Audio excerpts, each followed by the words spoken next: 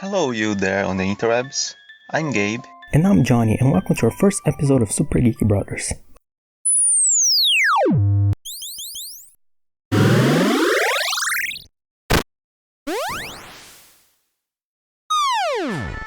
For our first video, we decided to talk about 2001 game that we felt deserves more love. Okage, the Shadow King. It was originally a PS2 game, but we only learned about it last year thanks to the 2016 re-release on the PS4. It looks like a regular turn-based RPG at first, with your silent hero going across the land, beating people that join his gang of misfits to defeat a big bad and save some princess or whatever along the way, all while having his shadow possessed by an evil king. Wait, what? The story begins with Eri, a not very talkative boy, doing regular chores for his mother around town. Just living his regular life, when all of a sudden, tragedy strikes.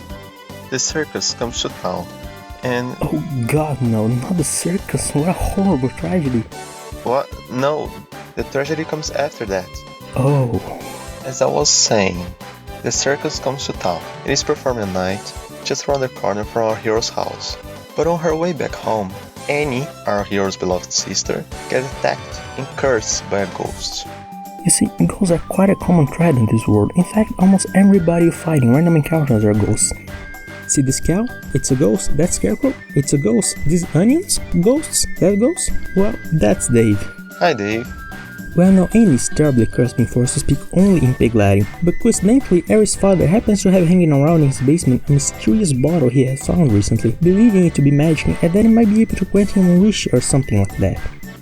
But instead of Blue Genie that looks a little too much like Robin Williams, it turns out he was actually holding the cruel, most known heinous being of all, the great evil king, Stan. Well, that was underwhelming. And his butler, James. Fortunately, Big Mighty Stan ain't such a bad guy after all, he agrees to undo the curse. Yeah, but in turn, Eri has to become his personal servant and slave, as well as having his shadow possessed. Oh, that's not good. When the curse is lifted, Annie is left with the side effect of having her shadow turn pink, just because Stan never said he wouldn't do that. Why pink though? I don't know, they never really explain it. Soon Stan realizes that some of his powers are missing. Then he and Eri set out on a world-conquering quest, while being joined by brave, curious, or plain weird, Or just flat out stupid, really. characters along the way, all while defeating other evil kings in order to recover Stan's full power. The most active of those party members is Rosalie, a brave hero that as heroes are supposed to have sworn to defeat all manners of evil, which leads to an ongoing rivalry between her and Stan and a constant name-calling and mockeries toward one another whenever they fail to do something, which happens quite often. And that's because Stan kinda sucks at being evil, and most of the time that'll lead to pathetic and or hilarious situations, where he'll likely help save a town while trying to conquer and terrorize its citizens. The game constantly subverts many classic RPG tropes and incorporates them neatly in the world and the narrative, like the fact that Eri doesn't talk much and when he does he usually ignored or overshadowed by others, and that most of the people you find throughout the world aren't known by their real names, but called like regular background RPG NPCs. And all those tiny subtle things add up to a few mind-bending plot twists by the third act. They'll make you notice many well-thought details on an eventual second playthrough. But no game is perfect, and this one for example has some really unnecessary slow transitions when loading between areas. They feel quite annoying at the beginning but don't become such a problem when you get used to them. You also don't need to move the camera so freely in this game, but it's not like it will let you anyway.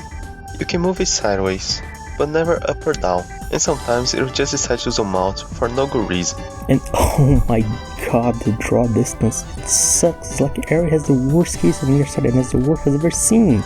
Since the PS1, It's all foggy and blurry for no reason whatsoever. This is a PS2 game for Christ's sake. the combat is time turn-based, similar to classics like Chrono Trigger and Final Fantasy VII.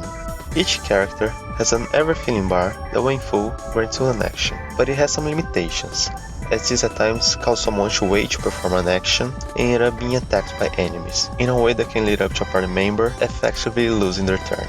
It's kinda weird. The reason that happens is mostly because you can't choose the exact enemy you want to attack. Each type of enemy is separated as groups, and you can only select the group you want to attack, leaving up to the game to decide which one inside such group is the one that's going to be attacked. On the plus side, there's a fun little mechanic.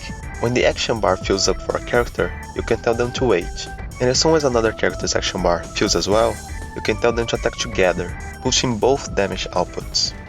You'll be using this technique on a regular basis against bosses and other stronger foes.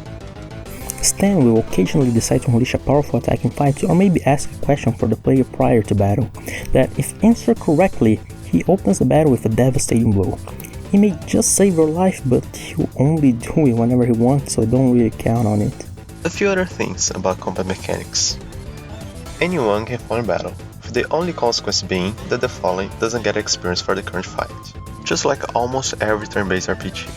Except for Eri, if he dies it's game over and back to your last save, so you're gonna have to babysit him at times.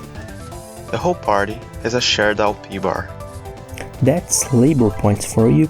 Yep, labor. That is used for magic attacks and skills. Some healing abilities can be used outside of battle as well, and a few special physical attacks consumes the user health points. You keep facing low-level enemies when backtracking, and enemies keep spawning and following you regardless of how overpowered you become, so you'll probably be avoiding them so as to not waste time on those lowly beings. Or at least trying to avoid them. Seriously, they spawn so close to Eri that 9% of the time you'll have no choice but to face them. Also, the overworld's foes appear as ghosts when not in battle, so you can never be sure if you'll be facing a bunny or a golem, so if you're looking for a specific item to drop from an enemy, I hope you have some time in your hands. You can see the overworld map at any time when outside of towns and dungeons, but the dungeon maps appear as you explore and are erased if you exit and re-enter the location. And speaking of dungeons, in most of them, you have to defeat a number of urns to gain access to the next floor, until you reach the dungeon boss. Those urns end up being a good source of money and experience, but they do get old pretty quickly. It would have been nice if they had added a bit more variety to the dungeons. And as any RPG should, there are a few optional side quests to complete, like an 18 trading sequence, business card exchanges, and tiny gears collecting. For this last one, you probably need a guide as you can't see them, and you must walk on their specific spot to collect them. The game's not long, especially for an RPG, being done in about 30 hours. Thanks for not being required to do much grinding for leveling up and getting money. But if you're looking to get all the achievements on the PS4 version, be aware that there's one weapon that only one type of enemy drops, and at a very low rate. So without much endgame spoilers here, you may want to keep that in mind and replay the Chapter 5 boss over and over till one of his minions drop what you need before proceeding. The battle animations are stiff and kinda hilarious at times, and not as polished as other RPGs, like for example a Final Fantasy from the same era. But keep in mind that this wasn't a AAA title. It was made by ZenorWorks, a little-known company that had only launched 2 Game Boy titles a decade earlier, Little Master and Little Masters 2, which actually looks kinda cool. I need to see if I can find one to play. In many of the world's locations, and especially in the artworks, you can clearly see a Tim Burton-esque style that fits nicely in this bizarre little universe. Although most of the music is quite forgettable, the soundtrack is generally pretty good with its cheerful melodies and a few that will stick to you and some vibes of Earthbound or Harvest Moon. In the end, the game fails in some of its mechanics and technical performances that could have been easily fixed, although never so much as to ruin the experience. The story and the characters are already truly shines, always placing you in interesting situations and delivering clever lines and plot twists. Like its main protagonist, Okage stays quiet and was easily overshadowed in the past, but we definitely recommend playing it. If you ever played Okage, let us know what you think about the game. And if you like this video, please give us a thumbs up and maybe subscribe so you'll know when we post our next video. And if you like this video or not, please let us know in the comments below and send us suggestions on things we could improve or what you'd like to see on upcoming videos, things like that. So, until next time. See ya!